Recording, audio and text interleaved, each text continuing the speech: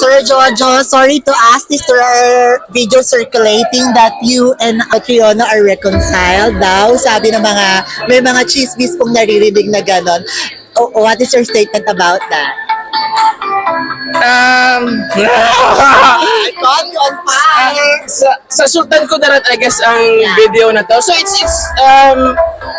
it's been how many years already, di ba? So, parang sabi nga nila, the world is healing. So, it's good to see na kahit papano, nagsisimula na maging mas masaya mga bagay-bagay. Because lagi naman kami magsasama at magsasama sa events eh. So, ayun. So, it ends well. I believe so, yes. So what are we gonna expecting for Sir Jojo? And tinulugan mo naman ever since na si Catriona. Alam naman po ng lahat yan. Basta masaya ako, whatever it is man. Sana mas maging ayos pa, magtuloy-tuloy pa.